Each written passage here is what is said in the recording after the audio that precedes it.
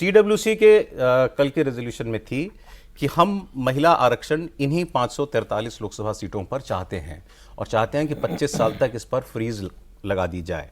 उनको अपेक्षा थी कि दक्षिण के सारे राज्य हमारे साथ आएंगे। इनफैक्ट कर्नाटका के चीफ मिनिस्टर डी के शिव कुमार ने, जो जोनल कॉन्फ्रेंस हो रही जिसके लिए अमित शाह जी गए हुए हैं, वहाँ पर यह कहा भी कि यहाँ से एक रेजोल्यूशन पास होना चाहिए कि दक्षिण के राज्यों के साथ कोई भेदभाव नहीं होगा और 543 सीटों पर ही कीजिए। सरप्राइजिंगली, और ये विपक्ष के लिए बहुत बड़ा झटका है, विजय ने उस प्रेस कॉन्फ्रेंस में 543 सीट पर फ्रीज लगाने की बात नहीं की। उल्टा उन्होंने ये कहा है कि हमें अश्योरेंस चाहिए कि दक्षिण राज्यों के लोकसभा सीटों का अनुपात नहीं घटेगा। तो ये तो सरकार कह ही रही है। तो मतलब क्या विजय इस बड़े मुद्दे पर सरकार के साथ हो गए? तो ये 3 मुद्दे हैं सर। वंदे मातरम पर हिंदुत्व वर्सेस माइनॉरिटी अपीसमेंट, दूसरा जातिगत गोलबंदी और तीसरा ये डीलिमिटेशन। इन तीनों मुद्दे पर सरकार कहां खड़ी है और ऑपोजिशन के हाथ में क्या आया? पहले ये वंदे मातरम वाली बात कर लें। क्यों कांग्रेस पार्टी ने बीजेपी को यह मुद्दा दे दिया? मुझे लगता है कि पिछले अगर 12 साल की बात करें तो इससे बड़ा सेल्फ गोल कांग्रेस की ओर से नहीं हो सकता। भाई 1937 के रेजोल्यूशन की बात कर रहे हैं और उस समय के पत्र व्यवहार देखिए। जस्टिफिकेशन क्या दिया गया था कि अगर हम इसको काट देंगे तो मुस्लिम लीग हमारे साथ आ जाएगी। मुस्लिम लीग को साथ लेकर चलना है तो जो है 2 स्टेंजा केवल गाए जाने चाहिए। और उससे पहले जो है, अब आप देखिए मुस्लिम लीग का विक्टिम कार्ड आप देखिए। एक कमेटी बनी थी 1932 या 33 में, जिसमें एक लिस्ट बनी थी कि मुसलमानों के खिलाफ क्या क्या अत्याचार हो रहे हैं। उन अत्याचारों की सूची में एक था कि वंदे मातरम गाया जाता है। ये उनका विक्टिमहुड था। आपने उस समय किया, उस समय मुस्लिम लीग का दबाव था, चलिए एक बार को मान लेते हैं कि आप नहीं चाहते थे कि देश टूटे, मुस्लिम लीग साथ रहे, तो इसलिए आपने कॉम्प्रोमाइज कर लिया। आज कौन सी मुस्लिम लीग है? आज क्या दबाव है? और फिर तो आप सब मानिए, अगर कांग्रेस वर्किंग कमेटी के रेजोल्यूशन के हिसाब से आपको चलना है तो 1916 में लखनऊ के अधिवेशन में आपने कहा कि मुसलमानों को अलग इलेक्टोरेट देने पर हम सहमत हैं, तो वो भी कर दीजिए। कांग्रेस वर्किंग कमेटी से के रेजोल्यूशन से ही देश के विभाजन का फैसला हुआ। तो आप कहां ले जाना चाहते हैं देश को और किस सीमा तक जाना चाहते हैं? तो इस सब से लगता है कि बीजेपी को जो 2024 में सदमा लगा था सीटें घट जाने का, उससे उबरने का इससे अच्छा मौका कांग्रेस दे नहीं सकती थी। ये इतनी बड़ी लाइफलाइन है, बहुत बड़ी है भाई। बीजेपी का अपना कोर इशू है।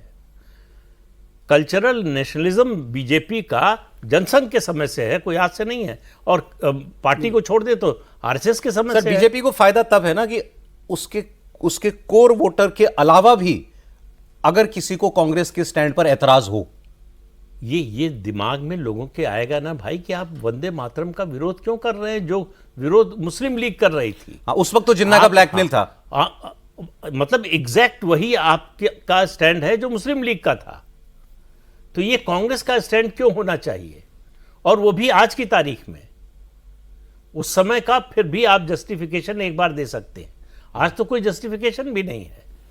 और दूसरी बात यह है कि आप रेजोल्यूशन पास करके क्या कह रहे हैं कि हम देश के कानून को नहीं मानेंगे, हम देश की संसद ने जो प्रस्ताव पास किया है उसको नहीं मानते।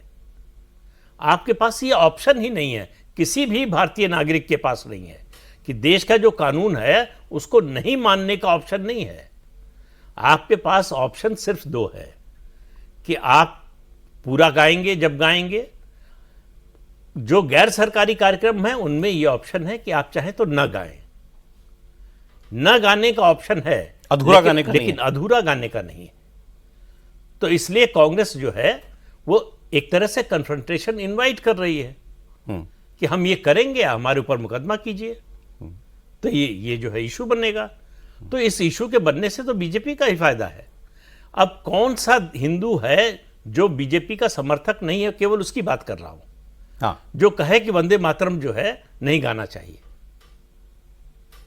जो कहे कि जिन्ना ने जो कहा था वो बिल्कुल सही कहा था, जो कहे कि मुस्लिम लीग की जो मांग थी बिल्कुल ठीक थी।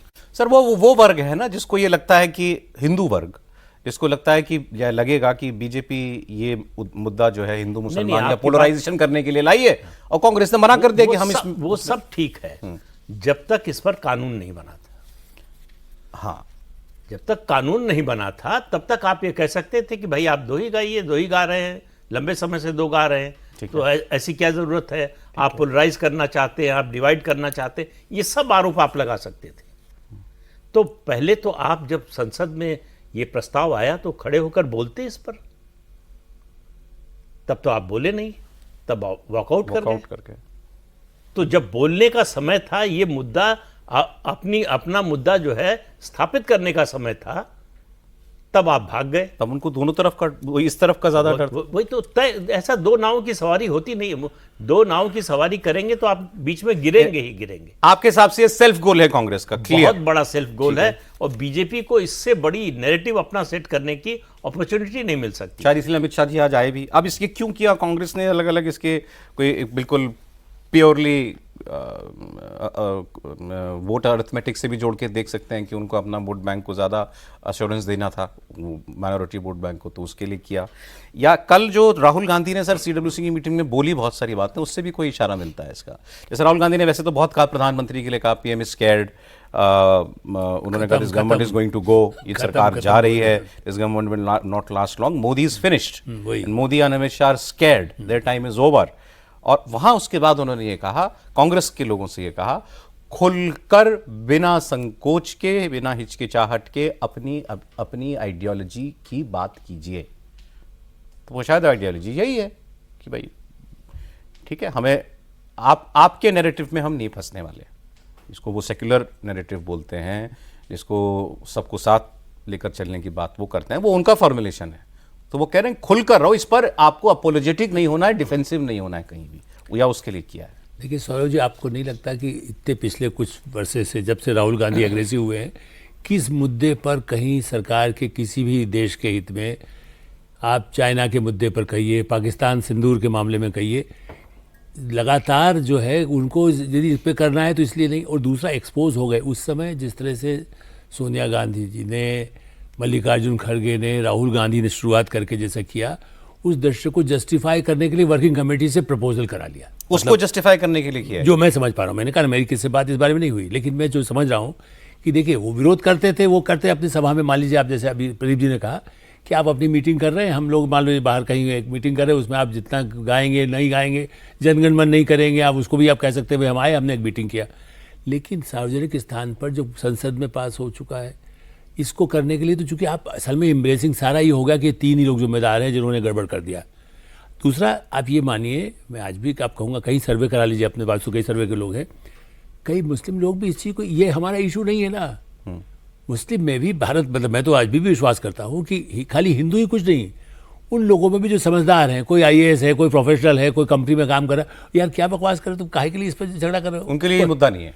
आप भाई जैसे आप कहा भाई वो मुस्लिम को नौकरी में आरक्षण दीजिए, वो भी अभी तो ये कह रहे, वो तो बहुत एक्सट्रीम था, जब आज़ादी के पहले तो यही कहा गया था ना कि उनको मतदाता अलग कर दीजिए, उसके लिए सीटें अलग रख दीजिए, आरक्षण तो वो सीटों के लिए मांग रहे थे, वो तो नहीं, तो आप तो ऐसा मांग कर रहे हैं वंदे मातरम। तो मेरा ये कहना है कि ये है कि ठीक, और जिस समय संसद में आप रोक देते, कितने भी, देखिए आप जैसे वो वाला था फंडिंग वाला, जो विदेशी फंडिंग वाला NS वाला, वो रुका ना, सेलेक्ट कमेटी को चला गया।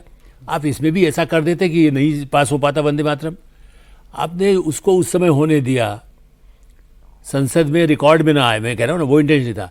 ये उनको उम्मीद नहीं थी कि अपने इस, देखिए इस तरह के जो प्रोग्राम होते हैं उनका कोई ऑर्गेनाइज ठीक से तो है ही नहीं, जो लोग आए उन्होंने पूरा गाना शुरू किया, उस समय बिल्कुल बेचैन हो गया कि ये क्या हो गया। वो गलती जो कैमरे पर आ गई, यही चीज़ यदि कमरे में होती तो शायद वो नहीं इतना हल्ला मचता। इसके बाद वर्किंग कमेटी से, जैसे इनको हमेशा लगता है कि वर्किंग कमेटी ने या पार्टी ने मेरा सपोर्ट किया तो भोपाल वाला भी करेगा, जयपुर वाला भी करेगा, केरल वाला भी करेगा, ये जो एक पुरानी साइकोलॉजी किसी ने जो भी समझाई होगी ना।